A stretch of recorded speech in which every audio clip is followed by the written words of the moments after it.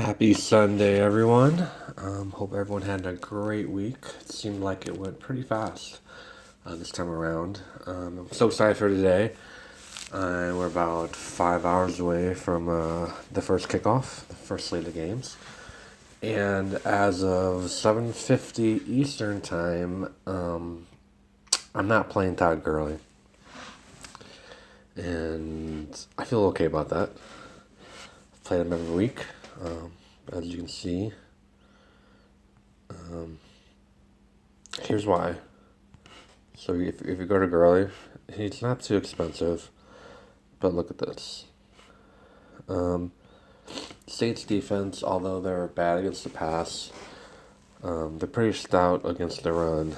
And I think this, if you go back to week 4, this game reminds me of the Rams-Vikings game, where he had about 17 for 83, but then he caught a bunch of passes, caught a touchdown for 25 points. Normally, it's a great floor to start with. But Christian McCaffrey, who I'm kind of nervous about playing, I really don't play him because you don't know what he's going to do from week to week. But he's had a couple tough weeks for opponent-wise. But I think today's game against Tampa reminds me about week 2, week 3, when he played the Falcons and Bengals. He had two different kinds of weeks there, but he put up 24 and 30 points. So I think Christian McCaffrey can somewhat stay close to Gurley, and he's $1,700 cheaper. I think that's the way to go, to not go with all three cheap receivers. Cortland Sutton, that's just a freebie. People are going to play DJ Moore with Cortland Sutton. I had DJ Moore in for like the whole week. I think I'm going to pass on catch games today. Where is he? Right here. I'm going to pass on catch games. I mean, he's a rookie, just as Cortland Sutton, but he's not the second option like Cortland Sutton is. He's like the fourth option on this Panthers all of a sudden stacked offense. Also, I wanted to play Amendola all week in cash. I think he's at a really high floor, but I'm going to stick to GPPs with him. Also, Terrell Williams, I really wanted to play in cash because I think this might be a week to differentiate in cash with like a boom type play. But I'm definitely playing him in GPPs. I think he might be a huge sleeper.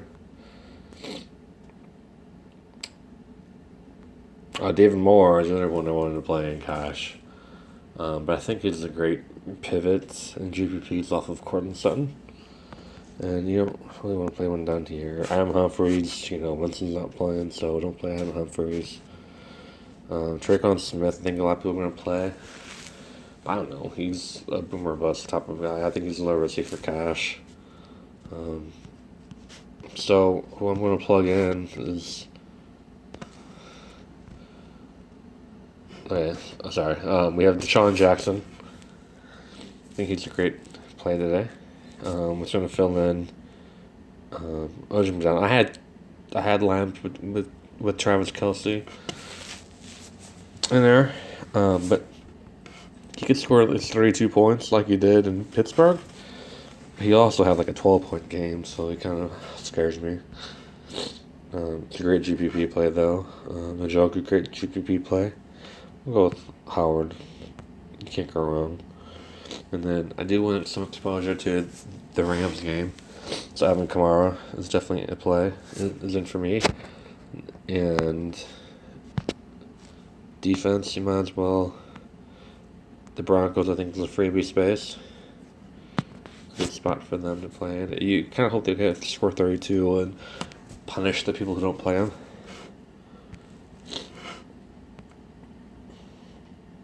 Leaves 2 spots. And because we're not paying up for Gurley, this is what it makes us do. It allows us to do, I should say. We're going to slide in and pick Cooper Kupp. Generally, I do not like playing guys who are coming off an injury. But I think the last 2 weeks, McVay said that if it was a playoffs or a meaningful game, he would have been playing. So I think he's 100% ready to go. I don't think he loses snaps like he would if someone else coming back from injury. And you see, if it's this game like the Minnesota Vikings game, he scored 40. I'm not saying he's going to score 40 today, but I think he's going to steal some red zone looks from Gurley. He's golf's favorite red zone receiver. A red zone target, I should say. His golf's favorite red zone target.